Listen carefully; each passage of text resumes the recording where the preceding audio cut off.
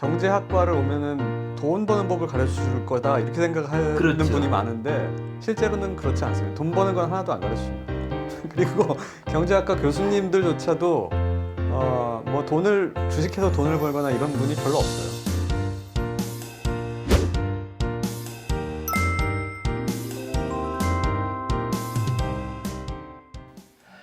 교수님, 그러면은 이 분야를 공부하면은 어떤 쪽으로 취업을 할 수 있을까요? 제가 왜 그러냐면은 좀 헷갈린 게 어떤 부분은 경영학이랑 접해 있어서 그거는 좀 예측이 되는데 교수님이 말씀하신 산업 조직론이라든지 계량 경제학이라든지 이건 어디로 가야 될지 잘 이게 접점이 안 생깁니다. 네. 저희 학생들, 학부 학생들 졸업하거나 아니면 상담을 해보면 이제 학생들이 가기를 원하고 또 실제로 졸업해서 진출하는 분야를 보면 제일 많은 게 금융공기업.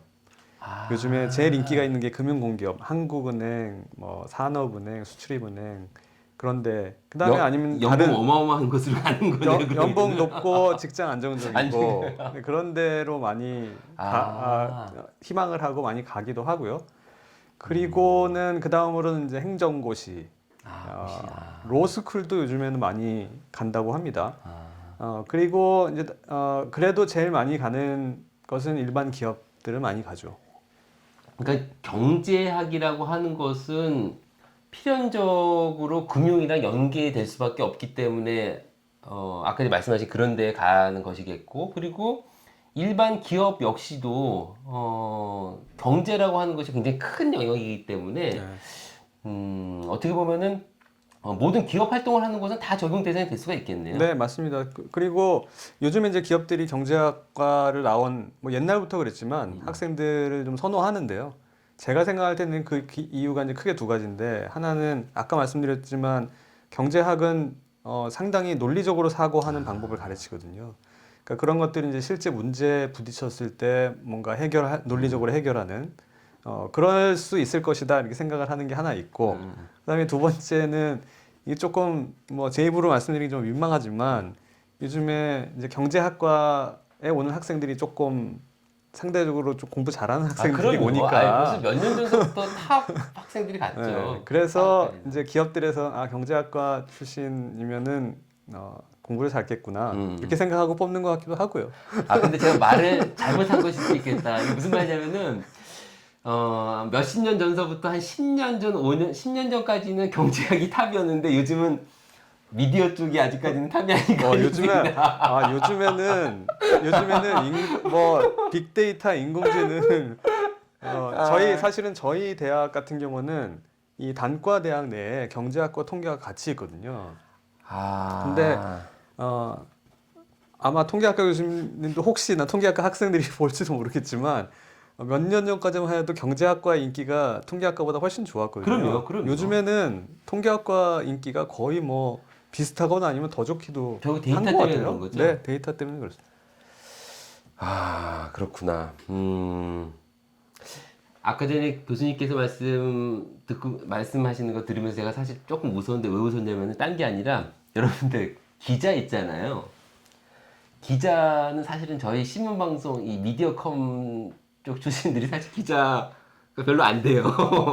오히려 경제학과 더 많아 보면은 교수님과도 좀 있지 네, 않나요? 많습니다. 예, 저희도. 여러분 사실 이게 이런 얘기 해도 될지 모르겠지만 기자 시험 보면은 이 경제학과가 많습니다. 경제학과가 많은 이유가 그런 점을 좀 알 수 있을 것 네, 그거랑 같아요. 관련해서 저도 한 가지 말씀드리면 경제학과를 오면은 돈 버는 법을 가르쳐 줄 거다 이렇게 생각하는 분이 그렇죠. 많은데 실제로는 그렇지 않습니다. 돈 버는 건 하나도 안 가르쳐 줍니다. 그리고 경제학과 교수님들조차도 뭐 돈을 주식해서 돈을 벌거나 이런 분이 별로 없어요. 그거는 저도 이제 익히 들어서 알고 있습니다. 이 경제학과 교수님들이 예측하는 주식시장은 절대 믿지 말라 하는 게 이 중론이기 때문에. 그래서 저는 개인적으로 주식을 안 합니다. 그러세요? 그거 나중에 또 제가 한번 좀 여쭤보고 싶었는데, 오케이, 좋습니다. 교수님, 그러면은, 이 전공 분야 공부하는 친구들에게 혹시 추천하고 싶은 책이 있으면은, 인터뷰 말미에다가 제가 그 책을 좀 올려놓으려고 그랬는데 혹시 책 소개해 주실 수 있어요? 네, 요즘에는 경제학이 뭐 일반 사람들한테도 굉장히 인기가 많기 때문에 좋은 책들이 많이 나와 있습니다. 제가 세 가지 정도 책을 추천드리고 싶은데요. 첫 번째는 괴짜 경제학이라고 괴짜 하는 경제학. 책이 있어요. 예, 그게 예, 예. 벌써 나온 지가 뭐 봤습니다, 꽤, 저도. 꽤 됐습니다. 예, 예. 그리고 나온 직후에는 뭐 고등학생들의 예, 예. 필독서처럼 베스트셀러 베스트셀러가 됐었죠. 그 책이 왜 좋으냐 하면 경제학 하면 아까 이제 처음에 말씀드렸던 대로 뭐 우리가 보통 생각해 물가, 뭐 경제 성장 이런 큰 얘기만 한다고 생각하는데 요즘 경제학은 굉장히 작은 그렇지만 재밌는 그런 사회 현상들을 분석하거든요. 그런 얘기들을 많이 담고 있습니다. 그 책이. 그래서 추천드리고 싶고요. 그 다음에 두 번째는 요거는 좀 상대적으로 최근에 나온 책인데 그 아비짓 베너지하고 에스더 두플로우라고 하는 경제학자가 있어요. 두 사람이 부부신데 이 부부가 노벨 경제학상 몇 년 전에 받았고요. 예, 예, 예. 이분들이 힘든 시대를 위한 좋은 경제학이라고 하는 책을 한 2년 전에 이제 우리나라 말로 번역돼서 나왔는데요. 아, 그 책은 경제학이 아주 차가운 학문만은 아니고 따뜻하고 사람을 생각하는 그런 학문이다라고 하는 것을 이제 그 책을 보시면은 아실 수가 있고요. 그 다음에 이제 세 번째는 사실 경제학 얘기들이 조금 어려운데 요즘에 경제학 분야 중에 행동 예, 경제학이라고 행동 하는 경제. 게 있습니다. 예, 예. 행동 경제학은 일반인이 접하기도 쉽고 굉장히 재미있는 사례들도 많고 하거든요. 예, 예. 그 행동 경제학을 넛지도 그거죠? 그렇습니다. 제가 넛지. 방금 전에 말씀드리려고 아, 하는 그게 게 있었어요? 넛지 책입니다. 그 어. 넛지를 쓴 그 리차드 세일러 그분도 노벨 경제학상을 맞습니다. 받았었고 그분의 저작들 그다음에 뭐 다른 이제 행동 경제학 하시는 분들의 저작들도 많은데 입문서로는 넛지가 넛지가. 제일 좋은 것 같습니다. 교수님 지금부터는 이제 교수님 학과에 대해서 좀 여쭙고자 합니다. 네네네. 우리 성균관대 경제학과 뭐 아주 명망이 높은 학과인데 교수님 학과 소개를 그래도 좀 부탁드리겠습니다. 너무 홈페이지에 있는 거 말고요. 좀 네네. 내부적인 이야기를 좀 네, 해주십시오. 뭐 내부적인 얘기를 할 게 별로 없지만 저희 이제 제가 학과 얘기를 하면은 가장 많이 받는 특히 이제 학부모로부터 많이 받는 질문 중에 하나가 저희 학교에는 경제학과가 있고 글로벌 경제학과가 있거든요. 두 개가 있습니다. 네, 근데 그게 차이가 뭐냐? 그렇지. 라고 하는 건데 사실은 교수진은 양쪽에서 다 가르칩니다. 그래서 교수진은 구분이 없어요. 학과가 두 개로 있지만 교수진은 양쪽을 다 관리를 합니다. 그래서 교수진의 차이는 없고요, 일단은. 아, 근데 경제학과는 1학년 때 사회과학부로 들어와서 2학년 때 경제학 진입을 하게 돼 있고요. 글로벌 경제학과는 1학년 때 바로 이제 입학을 합니다. 근데 가장 큰 차이는 글로벌 경제학과는 100% 영어 수업을 한다라고 하는 점이고요. 나머지 대부분의 커리큘럼은 거의 비슷하다고 보시면 됩니다. 그래서 네, 그래서 저희 이제 두 개의 학과를 가지고 있고 그다음에 대학원, 석사, 박사 과정이 있고 그렇죠. 원래부터 나눠져 있었던 거예요? 아니면 나중에 뭐가 하나 생긴 거예요? 나중에 하나가 생긴 거죠. 왜요? 그게 학교마다 이제 법학과가 없어지면서 법학 전문대학원이 생겼잖아요. 그렇죠. 그래서 학부의 그 남는 정원들을 가지고 새로운 학과들을 만든 데가 많아요. 아, 그 중에 저희는 이제 그 중에 그 정원을 가지고 글로벌 경제, 글로벌 경영, 글로벌 리더 이런 글로벌 삼형제 학과를 만든 거죠. 그럼 교수님, 뭐 꼭 그 학과는 아니시지만 어쨌든 글로벌자 들어간 학과는 다 100% 영어 수업인 건가요? 맞습니다. 교수님의 차이는 없지만, 네. 아, 그렇구나. 네. 경쟁률은 어디가 더 센가요? 어, 경쟁률은 이제 글로벌 경제학과 들어갈 때는 글로벌 경제학과가 조금 센데 근데 이제 경제학과 같은 경우에는 사회과학부로 들어와서 1학년 때 성적이 좋아야지만 이제 진입을 할 수 있기 그렇지. 때문에 사실은 뭐 학생들의 차이는 별로 없다고 그렇겠네요. 생각하시면 됩니다. 게다가 뭐 동일한 교수님한테 수업을 듣는 거기 때문에 네. 그렇구나.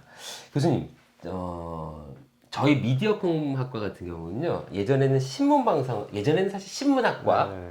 그 다음은 신문방송학과, 그러다가 뭐 미디어 영상, 언론 정보 하다가 지금 이제 미디어 커뮤니케이션 학과까지 갔거든요. 이게 왜냐면 어떤 흐름이 있는 건데, 네네네.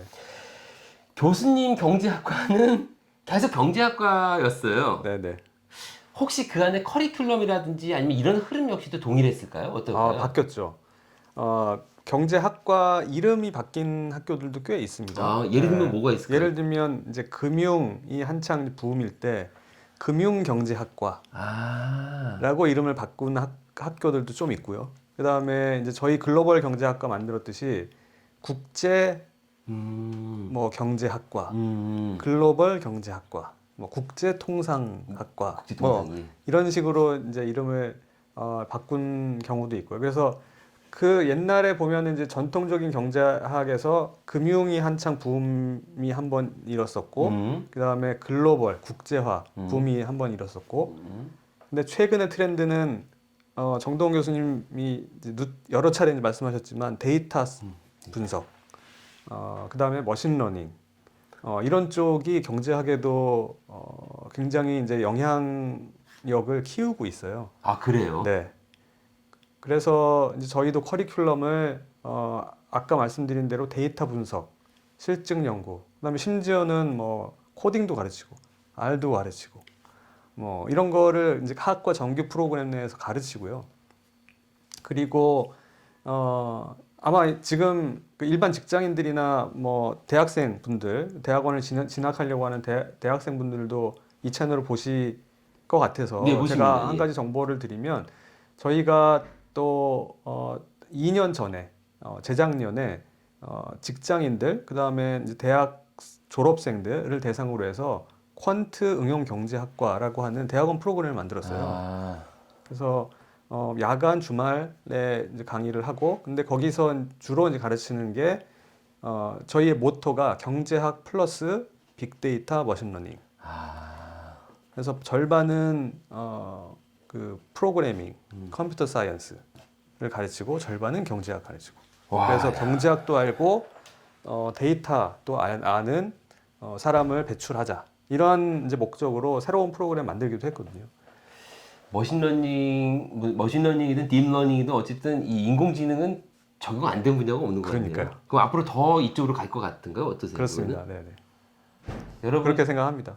여러분 늘 제가 말씀드렸다시피 이제는 학문 분야, 전공 분야 없이 데이터와 인공지능이 기본적인 툴로 사용되기 때문에 늘 주목하셔야 됩니다. 이 부분. 어떤 공부를 하시든 간에. 근데 오늘 박 교수님께서 또 너무나 아주 좋은 소중한 말씀을 해주셨는데 그렇다고 한다면은 학부 과정에서도 이러한 수업이 계속 생기겠네요, 그러면? 학부 과정에서도 그런 수업이 이미 생겨서 진행 중이고요.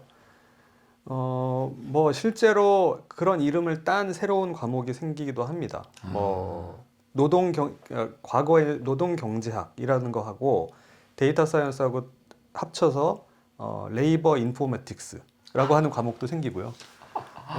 무슨 보건 경제학이라고 하는 그런 분야가 있거든요. 보건 경제학하고 데이터 분석하고 합쳐서 헬스 인포메틱스 이런 과목도 생기고 그래서 이야, 뭐 이미 학부 대단하네. 과목에서도 그런 과목들이 생겼고 또 학생들한테 그런 프로그램 다루는 법, 그다음에 통계 분석하는 패키지 소프트웨어 다루는 법 이런 것들을 가르치고 저도 학부에서 이제 계량 경제학을 가르친다고 말씀드렸었는데 예. 거기서도 기본적으로 데이터를 가지고 그 데이터를 프로그램을 이용해서 그 데이터 분석하는 방법을 가르치거든요. 이론만 가르치는 것이 아니라. 그렇겠네. 왜냐면 네. 경제학이라고 하는 게 한 나라의 전체 데이터를 활용하기 때문에 그 자체가 정말 빅데이터잖아요. 네네. 그걸 돌리려고 한다면 일반적인 소프트웨어로는 안 될 것 같고 R이라든지 파이썬이라든지 이런 것을 사용할 수밖에 없겠네요, 진짜로. 맞습니다. 아. 그럼 교수님 학과에서 추구하는 인재상은 어떤 인재상일까요? 가장 중요한 역량 가르치는 데 있어서.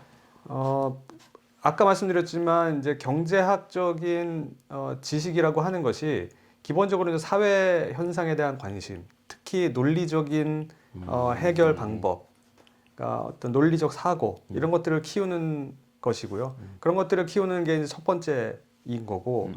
근데 이제 최근에는 그냥 논리적인 사고뿐만 아니라 이것을 데이터로 뒷받침하고 데이터로 증명하고 이러지 않으면은 말로만 먹히는 사회는 아니거든요. 그리고 데이터. 어떤 구체적인 솔루션이 나올 수가 없기 때문에 그래서 최근에는 저희 학과에서도 이 데이터 분석 능력 이런 것을 굉장히 중요하게 생각하고 역량을 키우려고 하고 있습니다. 제가 재미있는 점을 하나 발견을 했는데요. 제가 인터뷰를 계속 이제 진행하고 있는데 인문사회과학 교수님들이 오시면은 꼭 창의성 얘기를 하거든요. 근데 경제학과는 인문사회과학대학에 있으면서 창의성 얘기를 안 하시네. 네, 보다는 창의성이 당연히 그거는 기본이고요. 아 기본으로 이 논리적 정합성이 더 중요한 것 같아요. 얘기를 들어보니까.